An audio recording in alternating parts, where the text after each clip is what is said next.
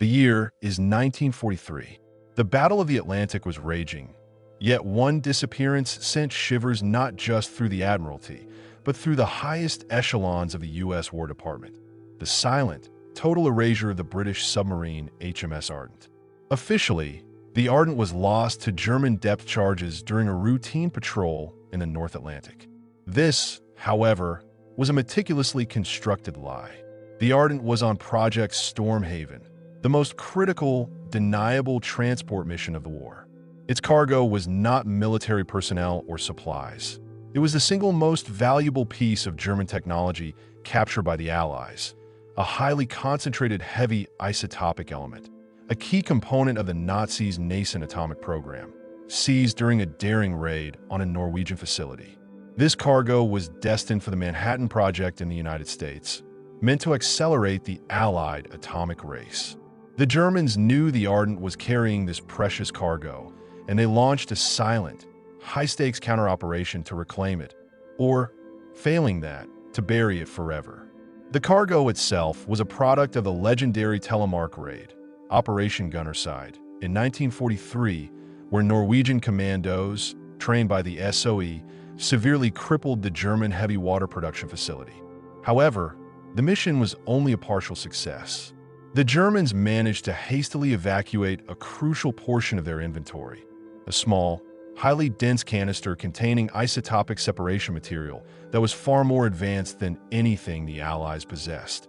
This material, which was immediately analyzed by Allied scientists, was identified as the key to scaling up the American reactor capacity. The canister was discreetly transported from Norway to a remote Scottish naval base, where it was loaded onto the HMS Ardent. The submarine, commanded by the highly respected and equally secretive Lieutenant Commander Alistair Vance, was chosen specifically for its speed and its specialized, newly fitted non-magnetic hull plating, designed to evade the latest German magnetic detection systems. The mission log, officially filed under HMS Ardent, North Atlantic Anti-Submarine Patrol, contained a chilling, internal directive: cargo integrity supersedes all operational parameters. Do not engage. Flee at all cost. The voyage of the Ardent was tracked by German intelligence from the moment it left Scotland. The Germans, realizing the atomic element was within Allied grasp, immediately initiated Operation Nibelung's Gold, a hyper-secret U-boat interception campaign. They deployed a specialized, elite U-boat division, which included the highly successful U-773, a boat equipped with an experimental acoustic jamming system designed to blind the Ardent hydrophones. The interception occurred in the mid-Atlantic, a notoriously difficult area for U-boat operations, confirming the extreme priority of the German mission. Intercepted German naval communiques, later recovered by the U.S. Navy after the war, showed an urgent, coded message from Admiral Donitz to U-773. Cargo must not reach U.S. soil. Engage with maximum prejudice. Do not return empty-handed. This message directly contradicts the official British account of a random sinking by a routine patrol. The sinking of the Ardent was a precision, high-priority strike. The attack on the Ardent was a masterpiece of silent, technological naval warfare. The U-773 utilized its acoustic jamming system to render the Ardent effectively deaf. The German U-boat then followed the British submarine, waiting for the perfect moment. The true cause of the Ardent's destruction was not conventional depth charges, but a highly experimental German weapon, a magnetic mine torpedo hybrid known as the Wotan Spear. This weapon, launched from the U-773, did not rely on a direct impact. It was drawn magnetically to the Ardent's metallic core, bypassing the non-magnetic hull plating. The single explosion, according to the U-773's recovered battle log, was not massive, but perfectly localized to the Ardent's torpedo room, the strongest compartment, used to house the precious isotopic canister. The explosion would have caused an immediate, catastrophic internal breach, sinking the submarine instantly, but theoretically keeping the cargo canister intact within the wreckage. The U-773 log, which was later sealed by the U.S. Navy, contains the chilling final entry: contact lost. Target destroyed. The metal sarcophagus is now secured on the ocean floor. This poetic, yet clinical, language confirms the German understanding that while the mission was successful in sinking the submarine, they had failed to recover the cargo itself, which now rested in the deep. The immediate realization by the Allies that the Ardent was lost, and with it, the key to accelerating the Manhattan Project, triggered a massive panic cover-up. The Admiralty immediately fabricated the official story of a loss to enemy depth charges, precise circumstances unknown. All internal reports referencing Project Stormhaven or isotopic cargo were ordered destroyed and logged as historical falsification, Naval Precedent 19. The U.S. Navy, however, had already captured the crucial U-773 battle log, which revealed the truth about the Wotan spear and the metal sarcophagus. The Americans understood that the isotopic element was still intact at the bottom of the Atlantic. The historical erasure served a dual purpose. It concealed the existence of the critical Nazi atomic component from the public and the enemy. And, more importantly, it hid the launch of the most expensive and dangerous underwater retrieval operation of the war, Operation Deep Black, a desperate American attempt to retrieve the core before the Germans could. The crew of the Ardent became silent casualties in the most high-stakes, deniable nuclear delivery attempt of World War II. The silent resting place of the HMS Ardent became the deepest secret of the mid-Atlantic, the location of the metal sarcophagus containing the captured German atomic element. The U.S. Navy, now aware of the core's precise location thanks to the captured U-773 log, immediately launched Operation Deep Black. This was a multi-year, highly deniable deep-sea recovery effort, disguised on paper as seismic mapping and oceanographic research. The objective was to raise the most valuable piece of cargo in the history of the war without alerting the Germans to the devastating knowledge the Allies possessed, the truth about the Wotan spear magnetic torpedo and the core's existence. The retrieval process itself was an immense technological challenge for 1943. U.S. Navy documents relating to Deep Black, later declassified in a heavily redacted form, show a frantic focus on specialized, remotely operated salvage equipment. One document, Deep Salvage Annex 43B, details the required use of a non-magnetic grappling system specifically designed to avoid triggering any residual magnetic elements from the U-boat attack or the possibility of a secondary magnetic minefield laid by the retreating Germans. The fear of a secondary magnetic minefield was very real. Intelligence suspected that the Germans, recognizing they could not retrieve the core immediately, might have mined a wreckage site to prevent Allied recovery. This led to a desperate, highly specialized SOE mission, Operation Seaghost 2, launched parallel to Deep Black. A lone SOE agent, disguised as a merchant marine surveyor, was sent to Lisbon to intercept communications from the U-boat command, specifically looking for any references to magnetic coordinates or planned subsequent U-boat patrols in the Ardent sector. The agent's success was limited, but he did recover a fragment of a German naval chart marked with a faint, unusual symbol over the Ardent's last known coordinates. The symbol was not a standard mine indicator, but a highly stylized rune of protection, used by the SS Ahnenerbe in their most sensitive installations. This symbol suggested that the area was not protected by conventional mines, but by some form of occult or non-conventional demarcation, hinting that the German obsession with the atomic core was rooted not just in science, but in mysticism. The technological breakthrough of Operation Deep Black came in 1944. After months of painstaking deep-sea work, the U.S. Navy recovery team successfully located the wreckage of the HMS Ardent. The submarine rested at an extreme depth, confirming the U-773's entry about the metal sarcophagus being secured on the ocean floor. The critical discovery was made by the salvage team's remotely operated camera. The Ardent's torpedo room, the containment area, was completely severed from the rest of the hull by a clean, devastating blast, but the internal titanium canister housing the heavy isotopic element was still intact, lodged deep within the twisted wreckage. The sight of the intact canister, captured in a grainy, dark photograph recovered from the deep black archives represented the single greatest intelligence victory of the Atlantic campaign. This was the physical confirmation that the Nazi atomic program was far more advanced than the Allies initially believed, and its core had survived a catastrophic sinking. However, the salvage operation faced a critical, final complication that threatened to expose the entire secret.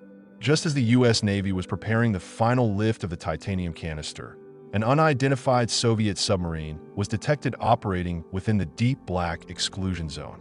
The Soviet vessel, later identified as a Stuka-class boat, was operating silently and erratically, suggesting a highly specialized, deniable mission.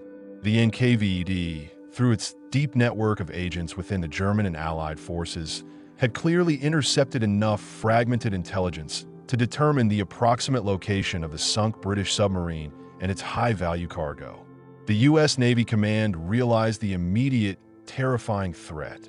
The Soviets were attempting to steal the Nazi atomic core, a move that would have completely derailed the U.S. atomic monopoly and provided the Soviet Union with a massive, immediate advantage in the post-war arms race. The situation triggered a desperate, silent naval standoff in the deep Atlantic. The resulting incident, categorized internally as the Mid-Atlantic chess match, was a period of extreme tension. The U.S. Navy could not engage the Soviet submarine without revealing the nature of their own highly classified operation and the presence of the atomic core. The solution was devised by the commander of the Deep Black operation, a highly risky, deniable deception. The U.S. team, under the cover of a massive, sudden sonar pulse designed to temporarily blind the Soviet boat, hastily retrieved the titanium canister and immediately replaced it with a fake, identical lead canister containing inert sand. The fake canister was deliberately left exposed on the wreckage. The Soviet submarine, after the sonar disturbance subsided, moved in and recovered the exposed canister. The Soviet vessel then vanished, believing they had secured the prize. The U.S. Navy, with the actual German atomic core secured, continued the cover story, maintaining the Ardent was simply a routine loss. This entire episode, the silent theft and deception, was immediately classified eyes only global denial, ensuring that the vanishing of the HMS Ardent and the true cargo it carried would remain the most profound and necessary lie of the World War II naval history. The successful, though deceptive, retrieval of the Tiger core, the German heavy isotopic element, by the U.S. Navy marked the ultimate triumph of Operation Deep Black, but necessitated a further, deeper layer of historical erasure. The U.S. and British governments maintained the absolute lie of the sinking of HMS Ardent due to enemy depth charges, ensuring that the highly sensitive technological details were never exposed.